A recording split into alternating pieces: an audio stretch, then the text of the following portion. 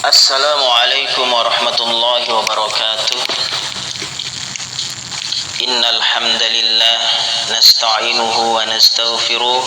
Ashhadu an la ilaha illallah wa ashhadu anna Muhammadar Rasulullah sallallahu alaihi wasallam wa ala alihi wa ashabihi, amma ba'du.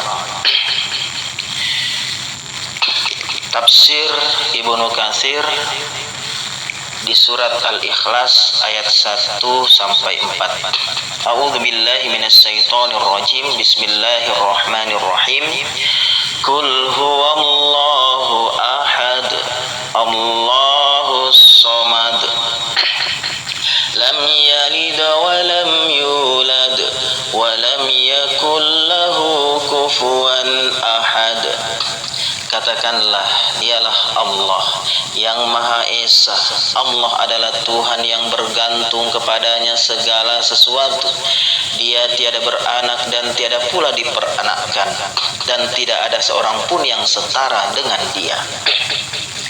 Dalam pembahasan yang terdahulu telah disebutkan latar belakang penurunannya. Ikrimah mengatakan bahwa ketika orang-orang Yahudi berkata, kami menyembah Uzair anak Allah, dan orang-orang Nasrani mengatakan, kami menyembah Al-Masih putra Allah, dan orang-orang Majusi mengatakan, kami menyembah matahari dan bulan, dan orang-orang musyrik mengatakan, kami menyembah berhala. Maka Allah menurunkan firman-Nya kepada Rasul-Nya, Qul huwallahu ahad. Katakanlah, dialah Allah yang Maha Esa. Al-Ikhlas ayat 1. Yakni dialah Tuhan yang satu, yang esa, yang tiada tandingannya, tiada pembantunya, tiada lawannya, tiada yang serupa dengannya, dan tiada yang setara dengannya. Lafaz ini tidak boleh dikatakan secara isbat terhadap seseorang kecuali hanya Allah Subhanahu wa ta'ala, karena Dia Maha sempurna dalam segala sifat dan perbuatannya. Firman Allah Subhanahu wa ta'ala, Allahus samad. Allah adalah Tuhan yang bergantung kepadanya segala sesuatu. Al-Ikhlas ayat 2. Ikrimah telah meriwayatkan dari Ibnu Abbas bahwa makna yang dimaksud ialah yang bergantung kepadanya semua makhluk dalam kebutuhan dan sarana mereka. Ali bin Abu Thalhah telah meriwayatkan dari Ibnu Abbas bahwa makna yang dimaksud ialah Tuhan yang Maha sempurna dalam perilakunya, Maha mulia dan Maha sempurna dalam kemuliaannya, Maha besar yang Maha sempurna dalam kebesarannya, Maha penyantun dan Maha sempurna dalam sifat penyantunnya, Maha mengetahui yang Maha sempurna dalam pengetahuannya, dan Maha bijaksana yang Maha sempurna dalam kebijaksanaannya. Dialah Allah yang Maha sempurna dalam kemuliaan dan akhlaknya, dan hanya Dialah Allah Subhanahu wa ta'ala yang berhak memiliki sifat ini yang tidak layak bagi selainnya. Tiada yang dapat menyamainya dan tiada yang setara dengannya. Maha suci Allah yang Maha Esa lagi Maha menang. Al-A'mashi telah meriwayatkan dari Syakik, dari Abu Wa'il sehubungan dengan makna firman-Nya yang bergantung kepadanya segala sesuatu. Al-Ikhlas ayat 2. Tuhan yang akhlaknya tiada yang menandinginya. Asim telah meriwayatkan hal yang semisal dari Abu Wa'il, dari Ibnu Mas'ud. Malik telah meriwayatkan dari Zaid ibnu Aslam sehubungan dengan makna firman yang bergantung kepadanya segala sesuatu. Al-Ikhlas ayat 2, yakni As-Said alias penguasa. Al-Hasan dan Qatadah mengatakan bahwa makna yang dimaksud ialah yang kekal sesudah makhluknya. Al-Hasan telah mengatakan pula sehubungan dengan makna firman yang bergantung kepadanya segala sesuatu. Al-Ikhlas ayat 2 artinya yang hidup, yang terus menerus mengurus makhluknya, yang tiada kematian baginya. Ikrimah mengatakan sehubungan dengan makna firman-Nya yang bergantung kepadanya segala sesuatu. Al-Ikhlas ayat 2, yang tidak ada sesuatu pun keluar darinya dan tidak ada makan. Ar-Rabi ibnu Anas mengatakan bahwa makna yang dimaksud ialah Dia tidak beranak dan tidak pula diperanakkan. Seakan-akan pendapat ini menjadikan firman berikutnya merupakan tafsirnya, yaitu firman-Nya lam yalid wa lam yulad. Dia tidak beranak dan tidak pula diperanakkan. Al-Ikhlas ayat 3. Pendapat ini merupakan pendapat yang jayyid. Dalam hadis terdahulu telah disebutkan melalui riwayat Ibnu Jarir dari Ubay bin Ka'ab sebuah hadis mengenainya yang menerangkannya dengan jelas. Ibnu Mas'ud, Ibnu Abbas, Sa'id ibn al-Musayyab, Mujahid, Abdullah ibnu Buraidah, dan Ikrimah juga, serta Sa'id ibn Jubair atau Ibnu Robah, Atiyah al-Aufi, Ad-Duhaq, dan As-Saddi telah mengatakan sehubungan dengan makna firman-Nya yang bergantung kepadanya segala sesuatu. Al-Ikhlas ayat 2, yakni tiada beronggah. Sufyan telah meriwayatkan dari Mansur dari Mujahid sehubungan dengan makna firman-Nya yang bergantung kepadanya segala sesuatu. Al-Ikhlas ayat 2 maksudnya yang padat dan tiada beronggah. As-Sa'di mengatakan bahwa makna yang dimaksud ialah yang tidak makan dan tidak minum. Abdullah ibnu Buraidah mengatakan pula sehubungan dengan makna firman-Nya yang bergantung kepadanya segala sesuatu. Al-Ikhlas ayat 2 yaitu cahaya yang berkilauan. Semua pendapat di atas diriwayatkan oleh Ibnu Abu Hatim, Al-Baihaqi dan At-Tabrani. Demikian pula Abu Ja'far Ibnu Jarir telah mengetengahkan sebagian besar darinya berikut sanad-sanadnya. Ibnu Jarir mengatakan pula bahwa telah menceritakan kepada aku Al-Abbas Ibnu Abu Thalib telah menceritakan kepada kami Muhammad Ibnu Amr Ibnu Rumi dari Ubaidillah Ibnu Sa'id penuntun Al-A'mas telah menceritakan kepada kami Saleh Ibnu Hayyan dari Abdullah Ibnu Buraidah dari ayahnya yang mengatakan bahwa ia merasa yakin bahwa Buraidah telah merupakan hadis berikut. Ia mengatakan bahwa as-somad artinya yang tiada berongga. Ini gorib sekali, tetapi yang sahih hal ini mauquf hanya sampai pada Abdullah ibnu Buraidah. Al-Hafidh Abul Qasim At-Tabrani dalam kitab sanadnya, sunnahnya mengatakan sesudah mengetengahkan banyak pendapat tentang tafsir as-somad bahwa semuanya itu benar termasuk sifat Rabb kita, yaitu yang menjadi tempat bergantung bagi segala keperluan. Dia adalah menjadi tujuan semuanya. Dia tidak berongga, tidak makan dan tidak minum, dan dia kekal sesudah semua makhluk fana. Hal yang semisal dikatakan oleh Al-Baihaqi firman Allah Subhanahu wa taala, lam yalid wa lam yulad wa lam yakul lahu kufuwan ahad.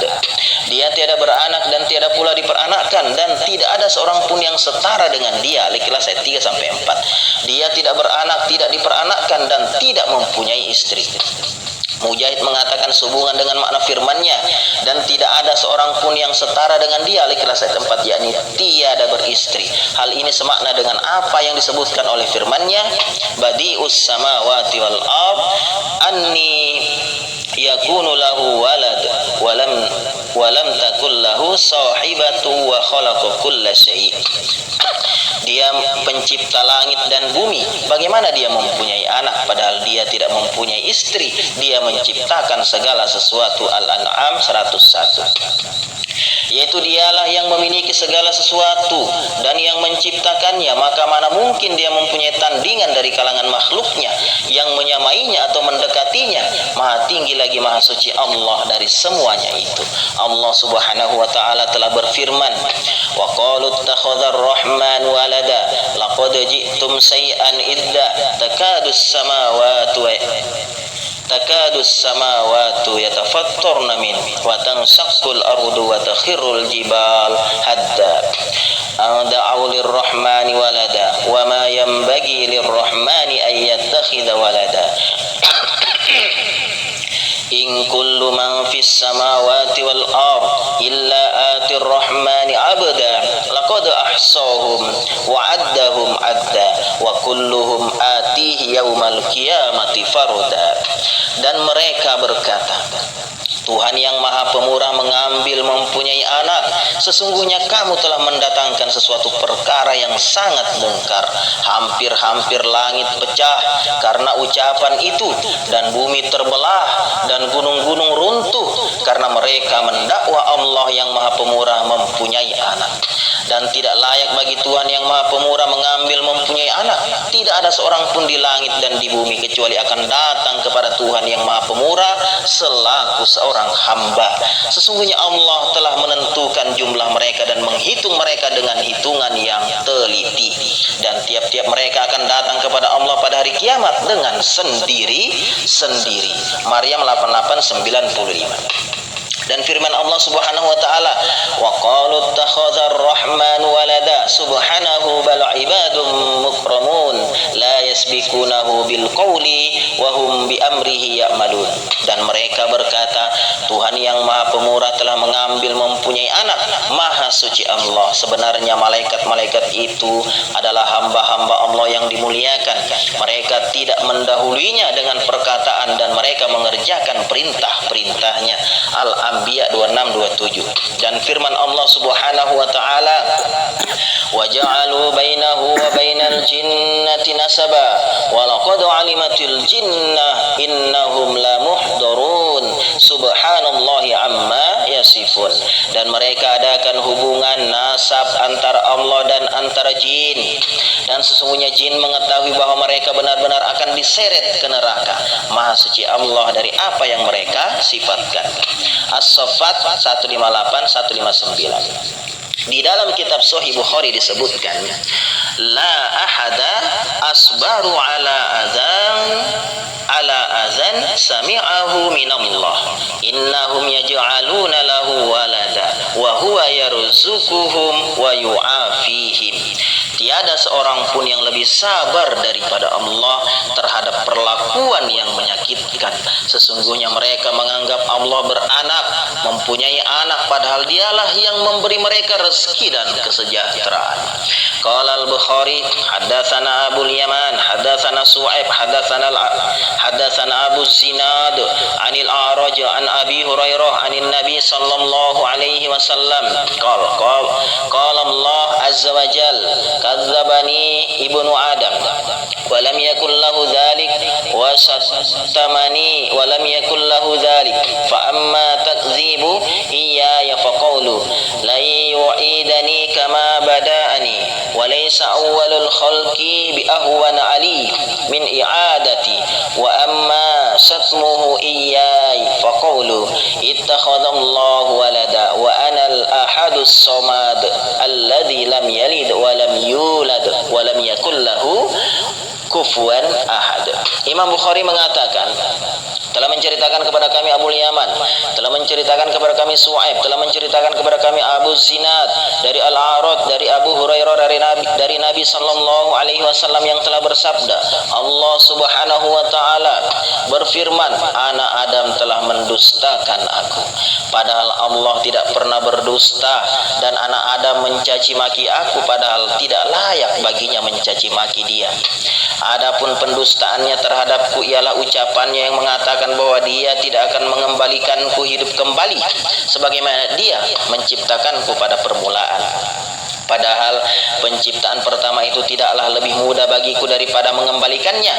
Dan adapun caci makinya kepadaku ialah ucapan yang mengatakan bahwa Allah mempunyai anak, padahal aku adalah Tuhan yang Maha Esa yang bergantung kepadaku segala sesuatu. Aku tidak beranak dan tidak diperanakkan, dan tidak ada yang setara denganku. Imam Bukhari telah meriwayatkannya pula melalui hadis Abdul Razak dari Ma'mar dari Hammam Ibnu Munabbi dari Abu Hurairah secara marfu dengan lafaz yang semisal. Imam Bukhari meriwayatkannya keduanya secara munfarid melalui dua jalur tersebut. Demikianlah akhir tafsir surat Al-Ikhlas. Segala puji bagi Allah atas limpahan karunia-Nya. Misi dakwah Islam yang dibawa oleh Nabi Muhammad sallallahu alaihi wasallam sama dengan misi dakwah nabi-nabi sebelumnya, yaitu mentauhidkan, mengesahkan Allah Subhanahu wa taala sebagai Tuhan satu-satunya yang wajib disembah, yang dijadikan tempat bergantung, berlindungnya segala sesuatu, serta tidak mensifatkan Allah dengan sesuatu yang Allah dan Rasulnya tidak ajarkan, seperti punya istri. Allah punya istri, punya anak, punya ibu pertiwi, bapak pertiwi, salam nama budaya. Semua pensifatan ini sangat bertentangan dengan sifat Allah yang maha sempurna sebagai pencipta dan yang berkuasa atas segala sesuatu. Mentauhidkan, mengesahkan Allah haruslah didasari dari kitabullah Al-Quran dan sunnah hadis Nabi Muhammad sallallahu alaihi wasallam sebagai kitab terakhir, penyambung dan menyempurnakan kitab yang Allah berikan kepada nabi-nabi sebelumnya. Harusnya Islam berkuasa terus-menerus semenjak diutusnya Nabi Muhammad sallallahu alaihi wasallam hingga kini. Satu pemimpin, satu suara, satu ijtihad seperti yang sudah dialami di masa Nabi Muhammad sallallahu alaihi wasallam dan sahabat-sahabatnya, di masa Khalifah Abu Bakar, Umar, Utsman, Ali hingga Hasan bin Ali radhiyallahu anhu. Amin. Semenjak habisnya masa kekhilafahan ini, yaitu 30 tahun. Kemudian dilanjutkan oleh dinasti Umayyah. Mulailah terjadi pengkhianatan hingga pengkhianatan yang membuat Islam runtuh pada puncak kejayaannya di Spanyol, Andalusia. Hal ini persis yang Nabi pernah sabdakan bahwa hitunglah 6 perkara yang akan terjadi menjelang hari kiamat. 1. Wafatnya Nabi Muhammad, wafatnya Nabi. 2. Ditaklukkannya Baitul Maqdis di zaman Khalifah Umar bin Khattab radhiyallahu an tahun 15 atau 16 Hijriah. 3. Mewabahnya taun di zaman Khalifah Umar tahun 17 Hijriah. 4. Berlimpahnya harta sejak di zaman Khalifah Umar hingga Hasan bin Ali.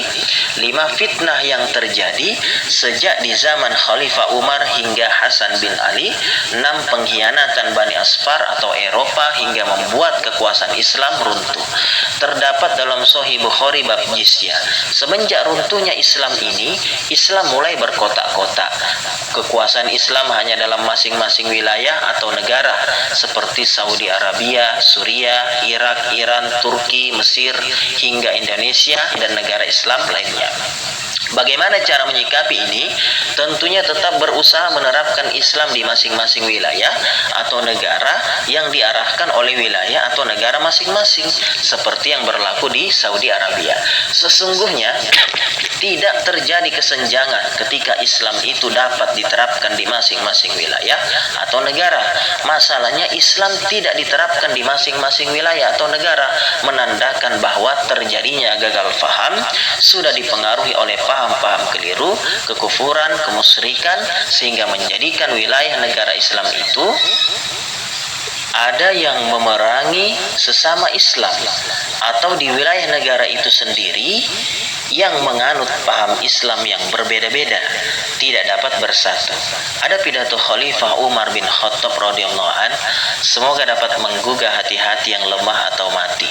Pidato beliau saat tiba di Jabiyah sebelum melanjutkan perjalanannya ke Al-Quds, Baitul Maqdis, dalam rangka membuat perdamaian dengan warga Nasrani di Baitul Maqdis yang sudah ditaklukkan oleh kaum muslimin yang dipimpin oleh Abu Ubaidah saat itu. Di antara perkataannya, wahai para hadirin, perbaiki apa-apa yang tersembunyi di hati kalian, maka akan baik apa-apa yang nampak di luar diri kalian.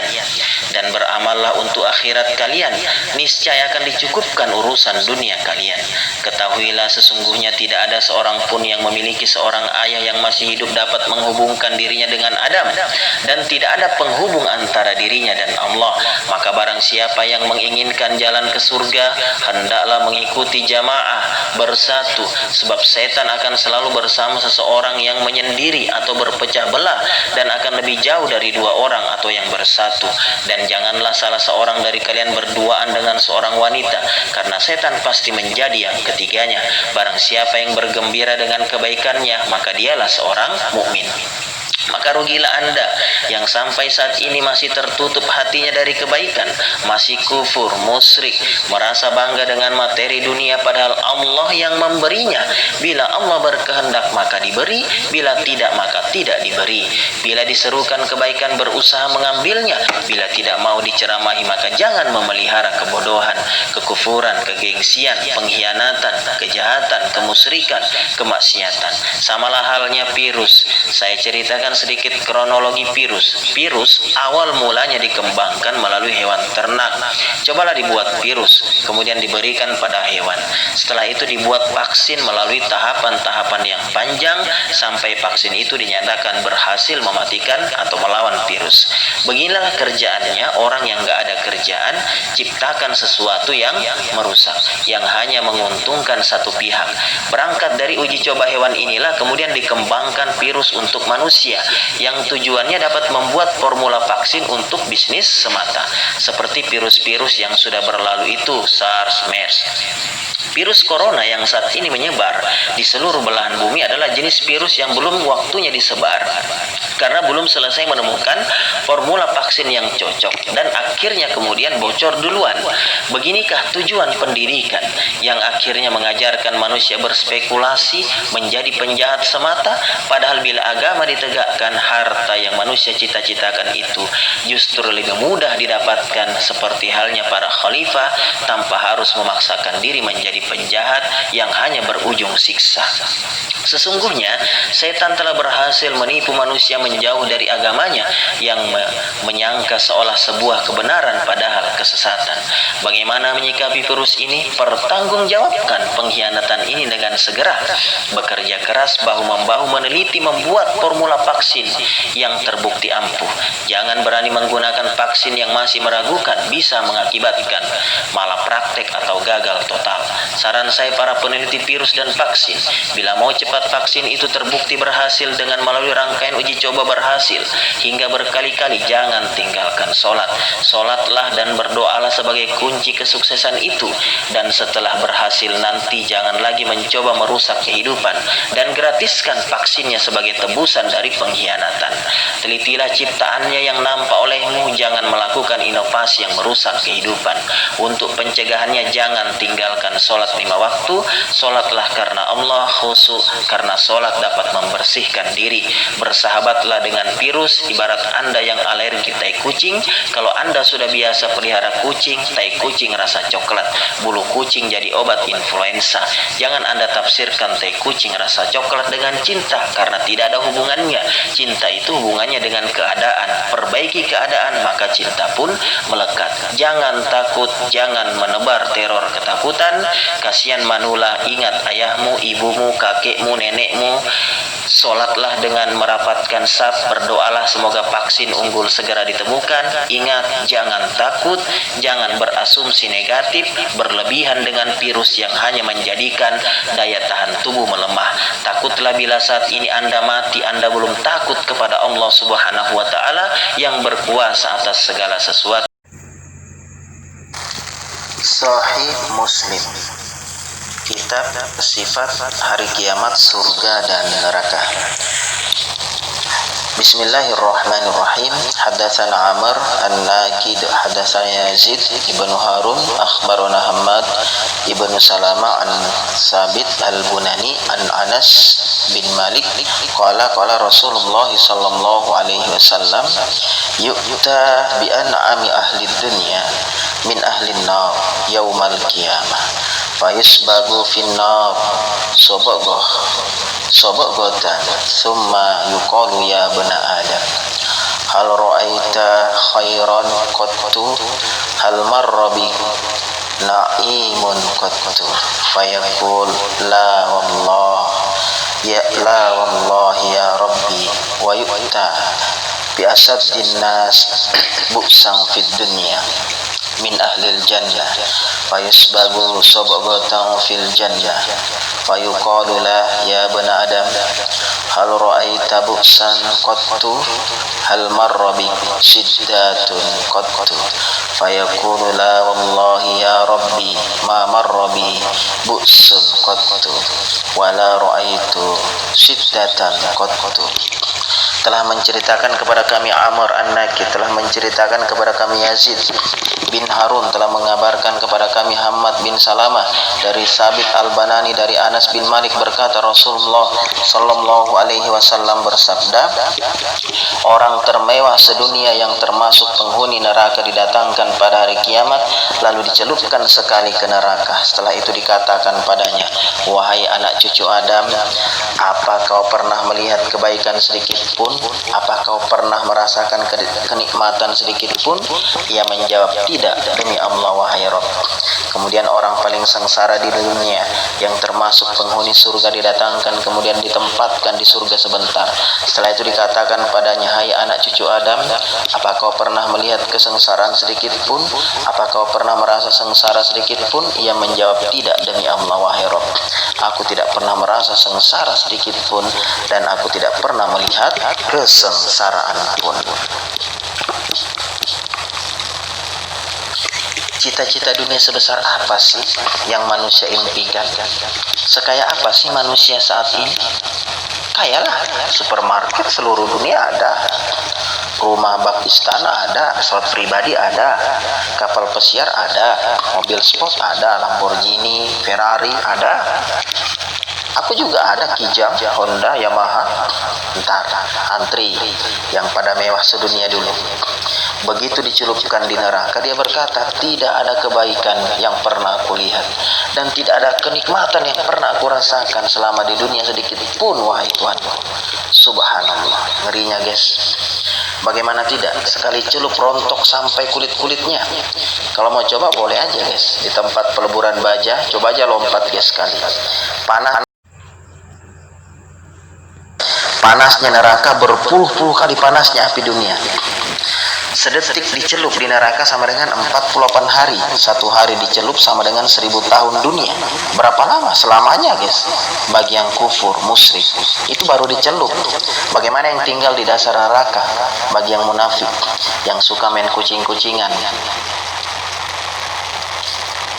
lempar batu, sembunyi tangan, di kota main kucing-kucingan, di hutan jadi kucing beneran. Begitu cara menafsirkannya guys, karena sesungguhnya tidak pernah jadi apa-apa balanda itu. Bisa kebayang nggak guys? Aku berlindung dari siksa neraka. Kamu nggak berlindung guys? Yang Honda, Yamaha, Kijang mau coba juga kah? Nggak usah lah, nggak ada merek guys, nggak usah diuji, sudah takut duluan dia. Soalnya ada merek aja nggak merasa nikmat, biji mana yang nggak ada merek? So, mumpung masih ada waktu, dengarkan bila diberitahu. Jangan jadi kucing terus, jadilah singa yang selalu siap menjemput jihad dengan harta, jiwa, dan raga. Jihad menolong agamanya Allah agar ditegakkan dengan belajar agama, beramal, mengajar, bahkan jihad perang ketika ada perang. Dunia hanya persinggahan sewaktu-waktu, semua akan pulang. Takutlah ketika pulang hanya membawa penganiayaan, perampokan, korupsi, atau dosa sehingga tidak ada lagi pahala sedikit pun yang dibawa. Sekian, assalamualaikum warahmatullahi wabarakatuh.